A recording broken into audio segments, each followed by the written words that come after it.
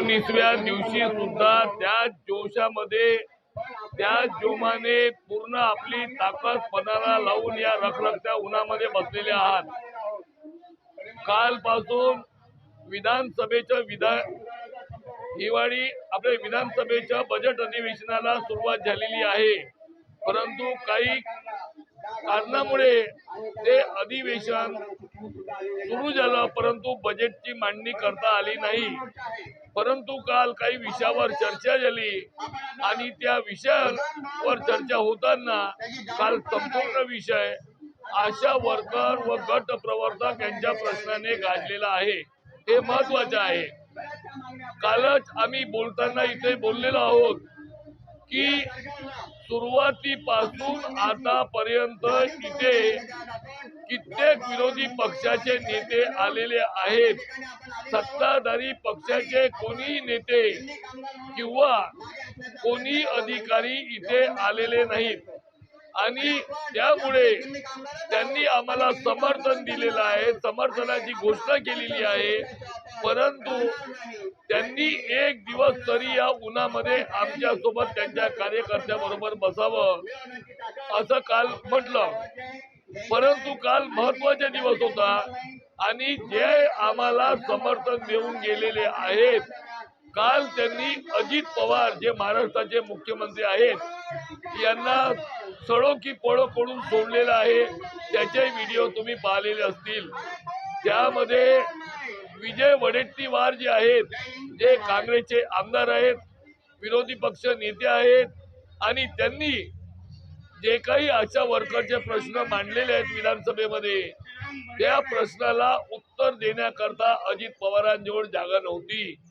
त्यांनी एकच मांडणी केलेली आहे, 1.5 महिन्यापासून महाराष्ट्रातील हजारो आशा वर्कर या उन्हातानामध्ये मुलाबाळांना सोडून इथे बसलेले आहेत। कमीत कमी तुमच्यामध्ये माणुसकी असेल तर तुम्ही तडकाफडकी जी घोषणा केलेली आहे ते आशा वर्कर यांना 7,000 आणि गट प्रवर्तक यांना 10,000 रुपये मानधन देण्याची, त्याच्यात तडकाफडकी निर्णय घेऊन जी.आर. काढावा।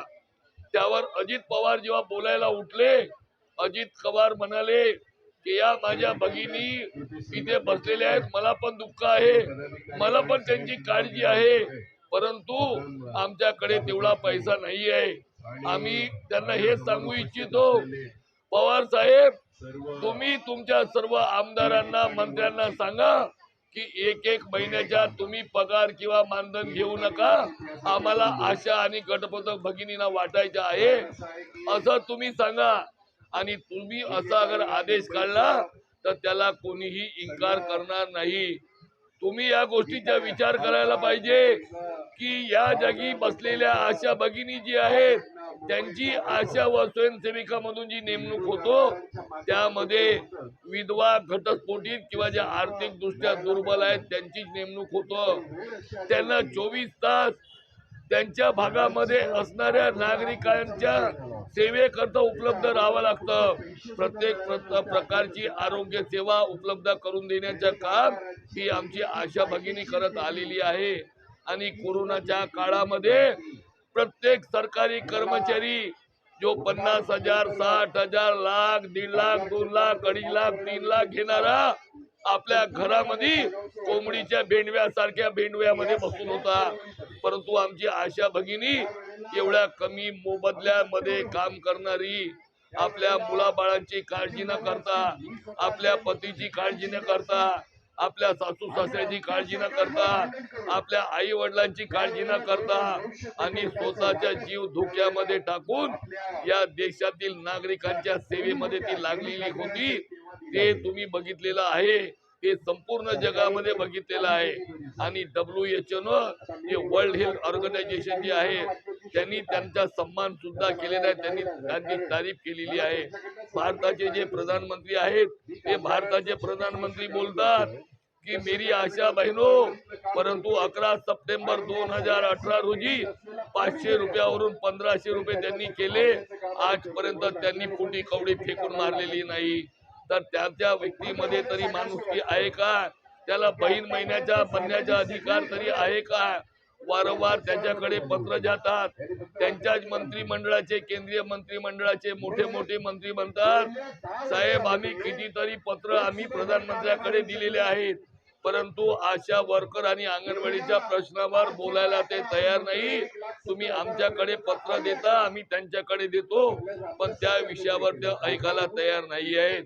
त्यामुळे 2024 ची निवडणूक जी आहे ती नरेंद्र मोदी करता कठीण निवडणूक आहे आणि ती निवडणूक आमच्या करता काही सकारात्मक करण्याची ती निवडणूक आहे.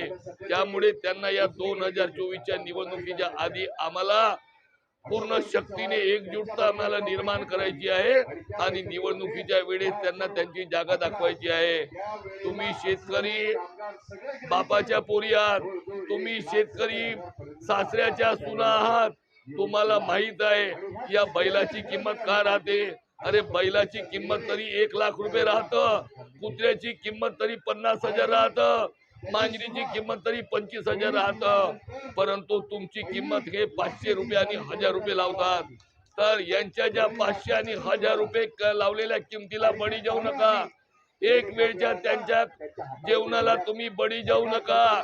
ही वेळ जी आहे महाराष्ट्रातील एकनाथराव शिंदे, देवेंद्र फडणवीस आणि अजित पवार यांच्या तिकडम मचवणारी या सरकारने तुमच्यावर आणलेली आहे.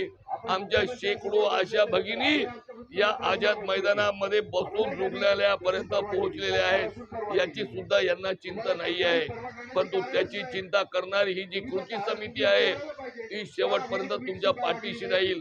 आणि काल ज्या विरोधी पक्षातील लोकांवर आम्ही टीका टिप्पणी करत होतो की आश्वासन देतात, भाषण देतात, निघून जातात, परंतु कालच्या दिवस त्यांनी फक्त आशा वर्कर आणि गटप्रवर्तक प्रश्नावर गाजवलेला आहे. आम्ही परत आशा बाळगतो की आजपासून 3 दिवस आणखी विधानसभेचं बजेट सत्र हे चालू आहे आणि या बजेट सत्रामध्ये आज अजित पवार जे काही मांडणी करणार ती मांडणी करणार. त्या मांडणीमध्ये आमच्या डोळ्यामध्ये अश्रू येणार की तुम्हीच आम्हाला घोषणा केली होती ना 7,000 रुपये देण्याचं कबूल केलं होतं. तुम्हीच घोषणा केली होती गट प्रवर्तकांना 10,000 रुपये देण्याची घोषणा केली होती. तुम्हीच घोषित केलं होतं की आपल्या 2,000 रुपये दिवाळी बोनस देणार आणि आज तुम्ही जे घोषणा करणार आहेत ती तुमच्या करता फार कमी घोषणा करण्याची संभावना दिसत आहे. कारण की काल अजित पवार म्हणाले की बजेट मध्ये तेवढा पैसा आमच्याकडे नाही आहे, त्यामुळे आम्ही तेवढं देऊ शकत नाही. आज मला तुम्ही एकच सांगा, आज आपणही इथे बसलेलो आहोत, आपल्या अधिकाराकरता बसलेलो आहोत आणि तुमच्या मधल्याच काही आशा भगिनी, गट प्रवर्तक भगिनी या घरी बसलेल्या आहेत. उद्या काय करतील? उद्या ते एकच काम करतील, तुमच्याकडून मतं मिळवून देण्याकरता एखाद्या दगडाला सेंदूर लावतील, दूध पाजतील, आणखी नाना तऱ्हेचं काहीतरी करतील. म्हणतील देवानं आपलं रूप धारण केलेलं आहे, तुम्ही आपल्या मागण्या करता इथे लढणाऱ्या अशा भगिनी तिथं तुम्ही पण दूध किंवा पाणी चढवायला जाल आणि मग म्हणाल त्यांच्याच पाठीशी तुम्ही राहाल. त्यामुळे त्यांच्या भावनेमध्ये तुम्ही जाऊ नका. कारण की तुम्हाला माहित आहे, तुम्हाला सांगितलं की राम मंदिराची जी लढाई आहे ती 500 वर्षाची लढाई आहे. त्याकरता 1400 कोटी रुपयाचा बजेट सरकारने ठेवला होता. त्याच्यातून 1100 कोटी रुपये हे केंद्र सरकारने खर्च केले, परंतु ते जे 1100 कोटी त्यांनी खर्च केले ते आमचे पैसे आहेत. आमच्या करता खर्च करण्याकरता तुमच्याकडे आम्ही कराच्या रूपाने दिलेले पैसे आहेत आणि पूर्ण काम न झाल्यानंतर सुद्धा निवडणुकीच्या आधी त्यांनी रामललाची मूर्ती बसवून त्या मंदिराचे उद्घाटन केलं अपुरं काम असताना. त्यामुळे यांचे षडयंत्र लक्षात ठेवा. कारण की त्यांनी तुमच्या मागण्या मान्य करण्यापेक्षा त्या मंदिराच्या बांधकामाला जास्त महत्व दिलेलं आहे. इतर पूजा पाठाच्या साहित्यामध्ये त्यांनी अरबो खरबो रुपये खर्च केलेले आहेत, रस्ते बनवण्यामध्ये खर्च केलेले आहेत, परंतु तुमच्या मागण्या ते मान्य करायला तयार नाही. मला एक सांगा, अगर तुमच्या पोटाची खडगी भरल्या गेली नाही, तुमच्या मुलाबाळाच्या पोटाची खडगी भरल्या गेली नाही, तर तुम्ही त्या अयोध्येच्या राम मंदिरापर्यंत पोहोचणार कसे? त्यामुळे सर्वात आधी तुम्हाला अगर त्या मंदिरापर्यंत पोहोचायचं असेल तर तुम्हाला तुमचं पोट भरलेलं असणं हे गरजेचं आहे. तुमचं पोट भरलेलं राहील तर तुम्ही पूजापाठ करायला जाल, तुम्ही जगल्या तुम्ही पूजा करायला जाल, नाही तर तुमच्याकडे जगण्याचा सहारा नाही राहिला तर त्यांचे लोक पुजारी बनतील, दुकान लावतील आणि त्यांच्या दुकानासमोर तुम्हाला भीक मागण्याची पाळी येईल. आणि ते फक्त मंदिर मस्जिदाच्या नावाने तुमच्या मध्ये वाद निर्माण करण्याचे ते प्रयत्न करत आहेत. त्यामुळे तुम्ही जागरूक व्हा, तुम्ही या गोष्टी लक्षात ठेवा. यांच्या झांस्यामध्ये तुम्ही जाऊ नका. हे खूप हुशार लोक आहेत.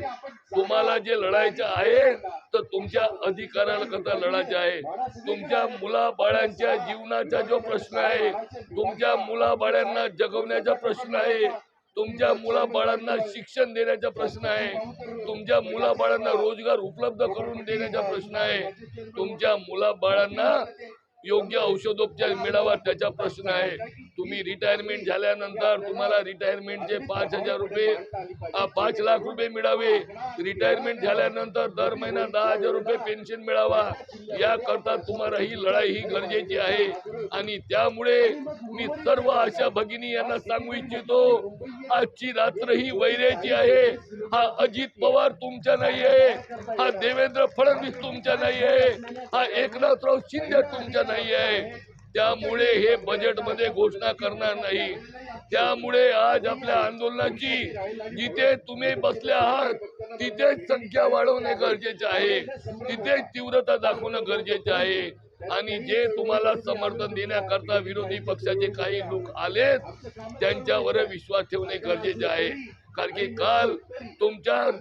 कालच्या दिवस तुमच्या करता त्यांनी चांगला घालवला आणि बजेट सादर करण्याकरता बजेट सादर झाल्यानंतर आजच्या दिवस, उद्याच्या दिवस, परवाच्या दिवस सुद्धा तुम्हाला 7,000 मिळावे आणि गटप्रवर्तकांना 10,000 रुपये मिळावे.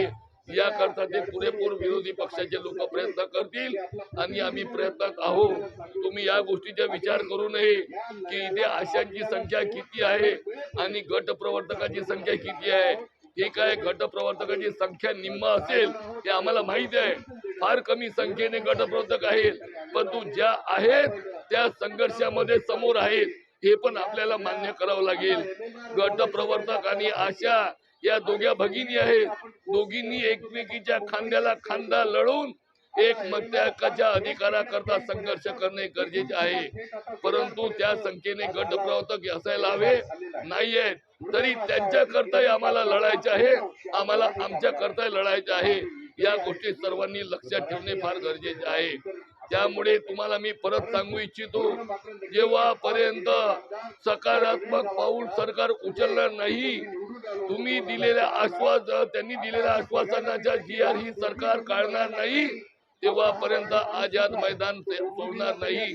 ही जी भूमिका जे तुम्ही घेतलेली आहे ही संपूर्ण कृती समिती तुमच्या पाठीशी आहे.